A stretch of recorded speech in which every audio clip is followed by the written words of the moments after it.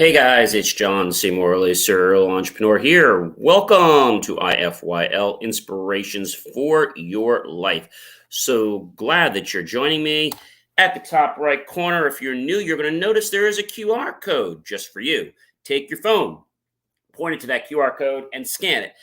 That'll get you over to my link tree with lots of great information to improve the quality of your life and everyone else in it that you care about so much. Thank you so much for popping by because every single day we have a brand new master topic that's based on the new topic of the week, starting on Saturday and ending on Friday. So we do 7 days of that. And so great to have you here. And if you're coming back, welcome back, my friends, colleagues, and associates. It's wonderful to have you here on IFYL. And thank you for supporting me for all this time. It's really greatly appreciated. Hopefully, some of the new people will become loyal, just like all of you have been. Really do appreciate that. I know when you choose to get motivated, you have a choice, and I really appreciate the fact that you choose John C. Morley, Serial Entrepreneur, and JCM Academy to help motivate you to become an even better version of yourself. That master topic is: how does discipline lead to success? Oh, I know you might say, John, what is this about? Well, if you have missed some of the other days, then I think what we need to talk about first is what is success? Well, we talked about the fact that success is a journey, right? Success is not an ending. Success is somewhere that you basically want to get to, but it is a constant journey in life. You heard me right. It's a constant journey. So if we know that success is a journey, then we know we're never finished with success because someone that is successful needs to keep being successful. It's this journey that we're on, right? And so when we think about success, when we think about discipline, you're probably saying, oh, John, I got to figure out all these things that I have to do, and I don't really know what I have to do. Well, it's okay to get a little bogged down. I think the most important thing, and a wise person once told me this, you can have this most expensive GPS unit, right? And you could be sitting in this parking lot. And we've said before that a GPS system does a couple things. One, it helps you get to where you're going. So it'll direct you. If you get off track, it'll actually steer you back on track. Now, there's one thing that a GPS system will not do. If you don't tell it where you want to go, you will never, ever get there. Therefore, if you want to be successful and you don't know where you want to go, I don't say you have to know how to get there, but you have to know where you want to go. That you want your Porsche, you want your Lamborghini, you want your Ferrari, you want your DeLorean. Whatever it is you want, you have to know what you want, okay? And embrace that. Now, there's something else that GPS system will not do for you. That GPS system will not help you one bit if you set it and you stay exactly in the same spot. So you put the information on the GPS and it says calculating route. And then it's like, and usually says something like, destination to, a route guidance will start when you are at the starting location. Now, if you never get to the starting location, if you never move from where you are, guess what? You're never going to get to your destination. And so if you say, John, I want to get the DeLorean or I want to get the Porsche, but if you constantly just stay in one spot and you never take inspired action, you're never going to get that car. You're never going to become successful. Not because you're not smart. It's because you have to realize that in order to get somewhere, you have to first start. That's right. I said you have to start. So how do you start something? Like, do you put a key in an engine? Well, not quite. When we think about success in life, we're thinking about the fact that you need to start somewhere. And a lot of people say to me, John, well, I can't start because I don't have the perfect way to do it. Do you know that if you focus on being perfect all the time, you're probably going to get nowhere? So I'd rather have you start and be imperfect and take the journey than worry about having a perfect nothing. So I'd rather have you have something that's imperfect and you learn from that and you grow from that than just having something that's so perfect it never gets anywhere because you never start because you're always worrying about it being perfect. This happens a lot with people that procrastinate. It also happens with people that want to make everything perfect. Now, you might have had friends, relatives, family members, parents, grandparents, uncles, cousins that always say it has to be perfect. Maybe you're doing painting. And so when you paint, I know the first time that I painted, which was one of the little drawings they do a sip and paint, I was petrified because I didn't know how to paint. And when I went there and the instructor was like, well, just play and don't worry if you don't get it right, just do the best. And that was the best thing he and she could have told me in both classes is that you have to start. If you don't start somewhere, never going to get anywhere. If you don't decide to move forward after you put the address in your GPS system, I don't care if you stay there all day or all year. Your car is not going to magically teleport into the future. You have to get going. Now, you might be scared because saying, well, John, I don't know how to start. Well, I didn't know how to paint. And it's different because you see, when you start something, even if it's not perfect, you at least get going and you start to make some progress. And then from that progress, you can always change it. But too many people I know never want to get started because they don't think they're ready, because they don't think they're perfect enough. Give it up. Forget trying to be perfect and start, for crying out loud. Because if you are just waiting for something, you're going to keep waiting your entire life. Your entire life. And so waiting your entire life might not seem like a problem, but you're never going to get anywhere. You're never going to achieve anything in life.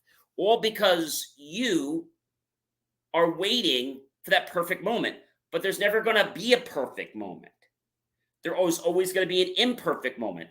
And imperfect moments can become better, but they're never perfect.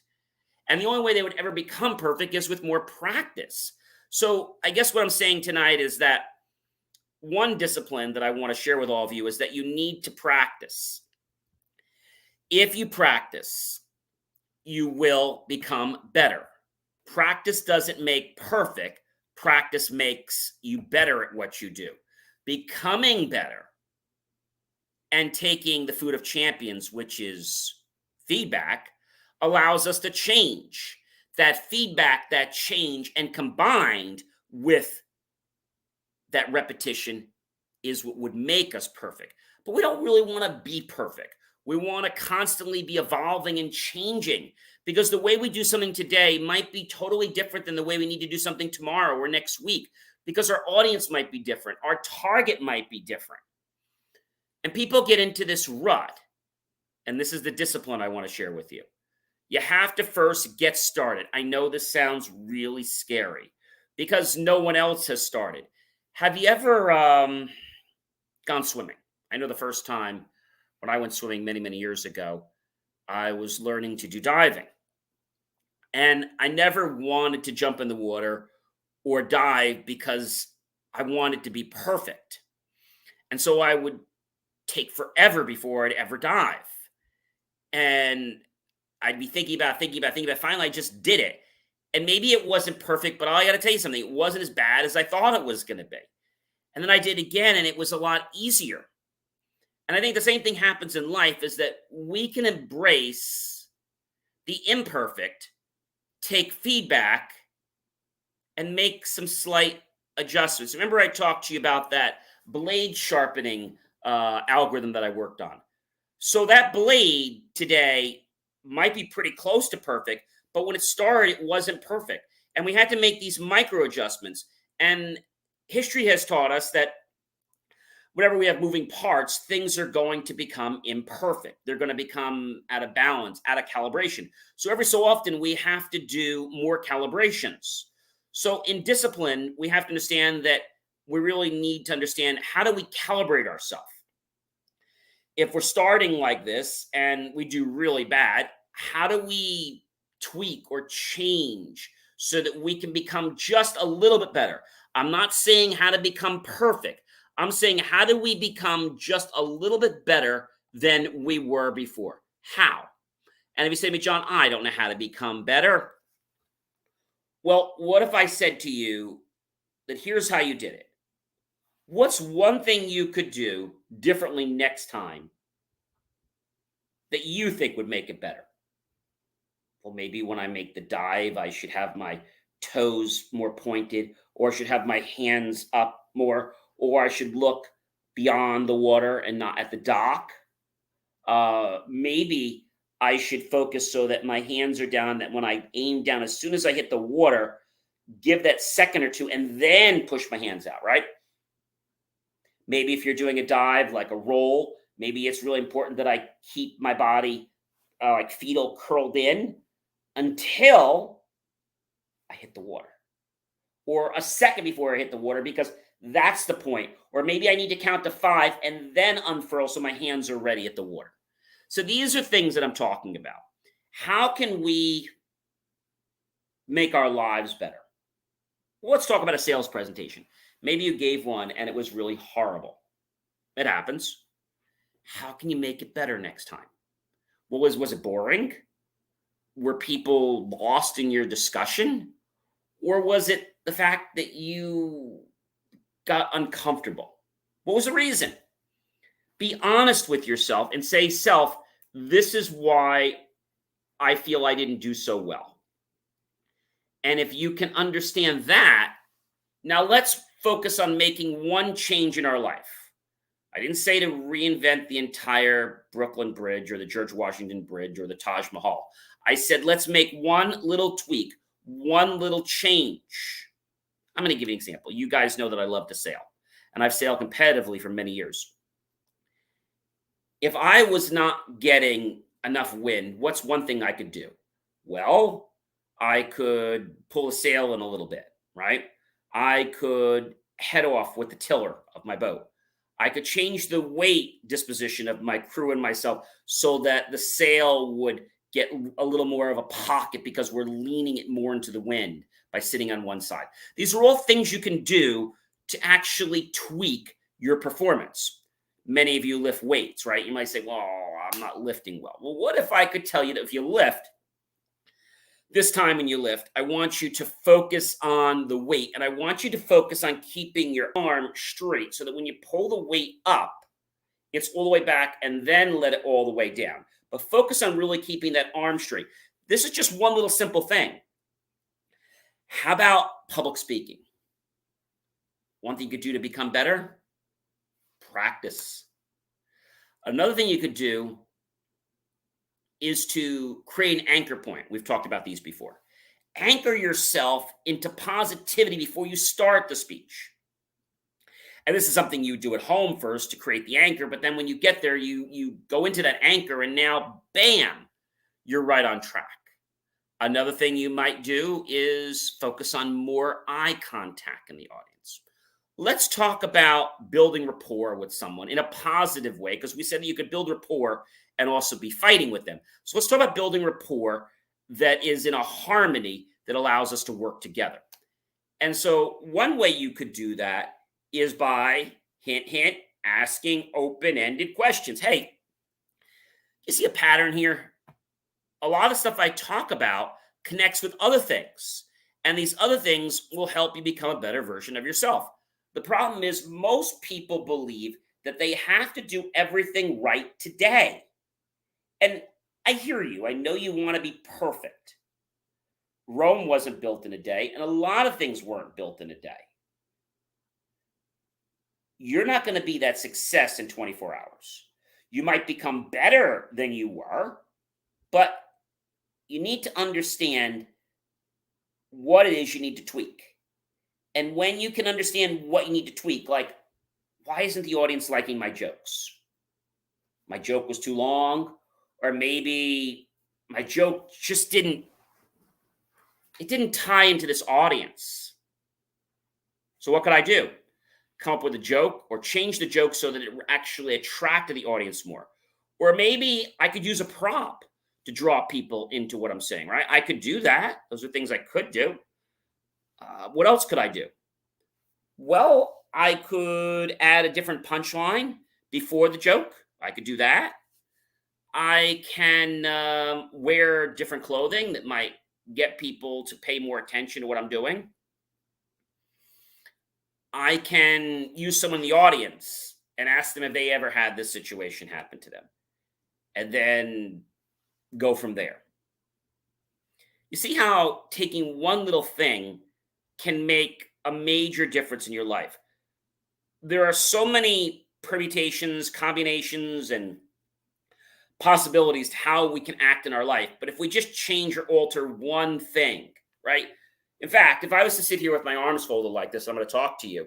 Well, you're probably going to be bored and like, I don't want to watch it. But if I did this, or now I'm going to be like this, you're going to be a lot more interested and compelled to want to listen and watch what I'm saying. Why? Because now I'm becoming interested. Now I am making you curious. And when I make you curious, you're going to be like, oh, I wonder what he's saying. I wonder if I could do that. I better pay attention. I better listen a little more. So if I could learn this one thing, then maybe I could learn how to just alter that one control. And then I might see a difference. If that works, maybe I'll go back and learn another techniques. All these things are techniques. And so when somebody says to me, hey, John, I want to become the best. I get it. We all want to become the best. But let's just work on becoming a little bit better than we were before. Because then when we have that step that we've taken, we can celebrate that victory of becoming a little bit better than we were before. Instead of saying, hey, we reached that plateau of success. Hey, ladies and gentlemen, I am John C. Morley, serial entrepreneur. It's been a privilege, a pleasure, and an honor to be with you again this wonderful evening on Wednesday. I'll be here tomorrow, which is Thursday, and also on Friday, talking more about this topic. But before I go, I'd like to ask you to please like, love, support my channel. And please comment below. What does discipline mean to you when we talk about success? And are you always focused about being the best? Or is it okay if we could just make you a little better than you were before? Would you be okay with that? I think being a little better is better than, or trying to be somewhat better, or being better is good, but saying I'm going to be 100% better or 100% perfect is not great. Like I said before, 100% of nothing perfect is nothing. And 100% of something that's imperfect is still something. It's still something we can work with. Thus, I'd really love you to comment, tag your friends, your colleagues, and your associates. Share this out with everyone you know on social media. And then go, yes, to my YouTube channel after you share this out with everyone on social media. John C. Morley, space serial entrepreneur. And look for that key phrase, help keep our content free. And make the choice, ladies and gentlemen, to buy my team and I a cup of coffee. You know, we'll be so grateful with those pennies and dollars. We'll invest them into new hardware, new technology, new equipment, new software, and even new facilities to give you the most jaw-dropping, motivational content ever to inspire and arouse your curiosity, to make you want to plunge forward in life, to be even better than you were before. I hope you guys have a great rest of your night, and I will see you guys tomorrow. Remember, discipline. It's here for a reason. It's helped us to understand that we in life can do anything we want when we start to learn how to change those subtle modalities instead of trying to reinvent the whole wheel. I'm John C. Morley, serial entrepreneur. I'll see you tomorrow, everyone. Take care.